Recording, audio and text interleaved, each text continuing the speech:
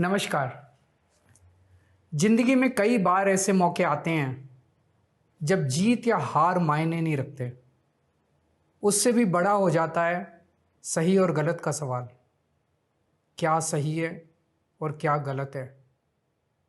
ऐसे समय में हमें ये तय करना होता है कि हम मुश्किल रास्ता चुनेंगे या आसान रास्ता। आज मैं भी एक ऐसे मोड़ पे खड़ा हूँ। आप सब जानते हैं कि मुझे एक झूठे केस में फंसाया गया, मुझे जेल भेज दिया गया, एक चुनी हुई सरकार को गलत तरीके से गिरा दिया गया, हमें कई महीने जेल में रखा, पर आखिरकार सच की जीत हुई। 27 फरवरी को अदालत ने मुझे पूरी तरह निर्दोष घोषित कर दिया। कोर्ट ने कहा केजरीवाल निर्दोष है, केजरीवाल ने कोई भ्रष्टाचार नहीं किया। कोर्ट ने सीबीआई की जांच पे ही सवाल खड़े कर दिए और जांच अधिकारी के खिलाफ एक्शन लेने के आदेश दे दिए। लेकिन सच का रास्ता आसान नहीं होता। सीबीआई ने तुरंत इस फैसले को हाई कोर्ट में चुनौती दी और ये केस जस्टिस स्वर्णकांता शर्मा जी के सामने लगा।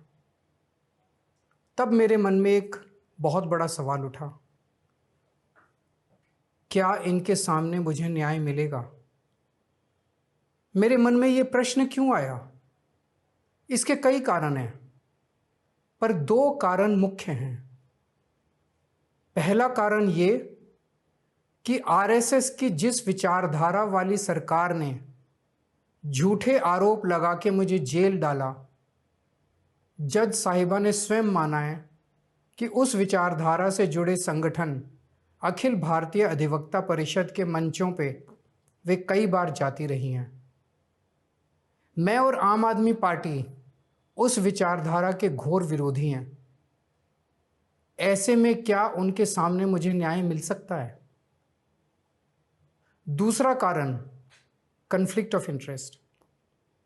कोर्ट में मेरे विपक्ष में केंद्र सरकार की सीबीआई है और जस्टिस स्वर्णकांता जी के दोनों बच्चे केंद्र सरकार में काम करते हैं। उनके दोनों बच्चे केंद्र सरकार के वकीलों के पैनल में हैं। हमारे सामने कोर्ट में दूसरी ओर से वकील हैं सॉलिसिटर जनरल श्री तुषार मेहता जी। तुषार मेहता जी दोनों बच्चों को केस देते हैं। उन्हें कितने केस मिलेंगे, कौन से केस मिलेंगे, ये तुषार मेहता जी तय करते हैं। भारत सरकार के पैनल में लगभग 700 के करीब वकील हैं, लेकिन जस्टिस स्वर्णकांता जी के बेटे सबसे ज्यादा केस पाने वाले वकीलों में से एक हैं। उनके बेटे को 2023 से 2025 के बीच लगभग 5,904 केस डॉकेट मिले। इससे उनके बेटे को करोड़ों रुपए की फीस मिली। आज की तारीख में उन बच्चों का भविष्य और कमाई दोनों काफी हद तक तुषार मेहता जी पर निर्भर है। तो किसी के भी मन में ये चिंता स्वाभाविक है कि अगर जज साहिबा के बच्चों की कमाई और उनका भविष्य सामने खड़ा वकील तय कर रहा है, तो क्या जज साहिबा उस वकील के खिलाफ फैसला कर पाएंगी? मैं ये स्पष्ट करना चाहता हूं कि मुझे जुडिशरी पे पूरा भरोसा है। मैं जुडिशरी का बहुत सम्मान करता हूं। जब मेरे खिलाफ गलत साजिश हुई तो हमारे देश की जुडिशरी ने ही मुझे न्याय दिया था। जब मुझे झूठे केस में गिरफ्तार किया गया तो इसी जुडिशरी ने मुझे बेल दी थी। इसी जुडिशरी ने मुझे उसी झूठे केस में दोष मुक्त करार किया है। पिछले 75 वर्षों में जब जब देश पे आंच आई, हमारे देश की जुडिशरी ने देश को बचाया और नागरिकों के हितों की रक्षा की है। मैं जस्टिस स्वर्णकांता जी का भी बहुत सम्मान करता हूं। मुझे उनसे या उनके परिवार से किसी भी प्रकार की कोई व्यक्तिगत आपत्ति नहीं है। लेकिन न्याय का एक बहुत बड़ा सिद्धांत है, justice should not only be done but should also be seen to be done. इसलिए मैंने जस्टिस स्वर्णकांता शर्मा जी से पूरे सम्मान के साथ अनुरोध किया कि वो इस कन्फ्लिक्ट ऑफ इंटरेस्ट जैसे कारणों की वजह से इस केस से खुद को अलग कर लें, लेकिन उन्होंने मेरी दलीलें खारिज कर दी और फैसला दिया कि वो स्वयं ही ये केस सुनेंगी।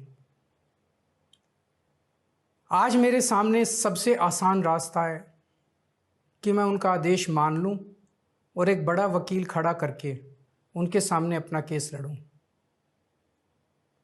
पर यह मुद्दा अब सिर्फ मेरे केस का नहीं है, बल्कि आम लोगों के न्याय प्रणाली पर भरोसे का है। ऐसी दुविधा के मौके पे बापू ने हमें सत्याग्रह का रास्ता दिखाया।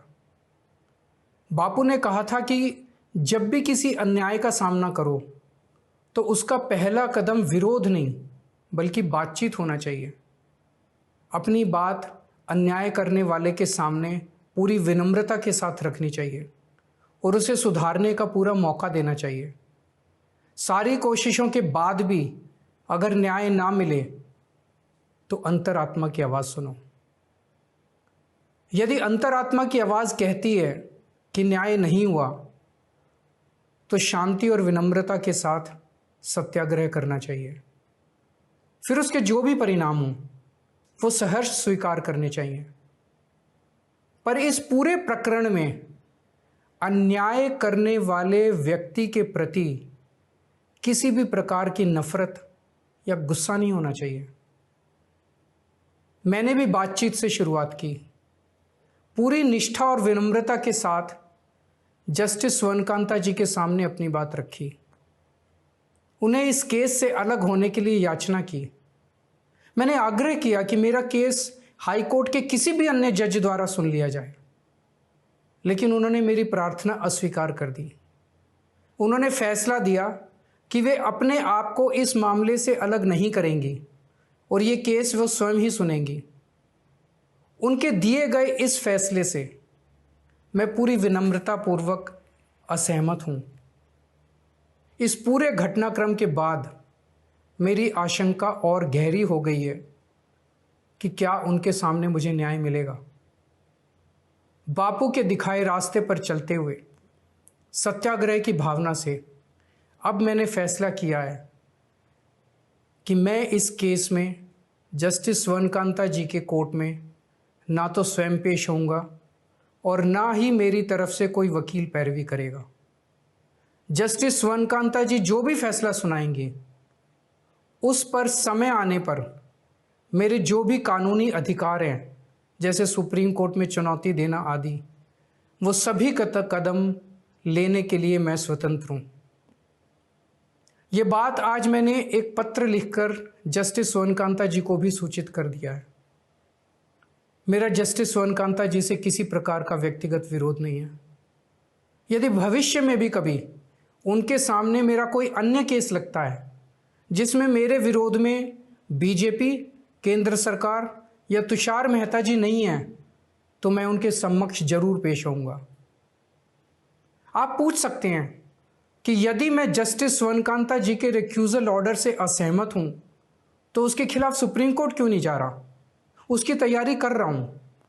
ये पूरा मामला बहुत नाजुक और संवेदनशील है।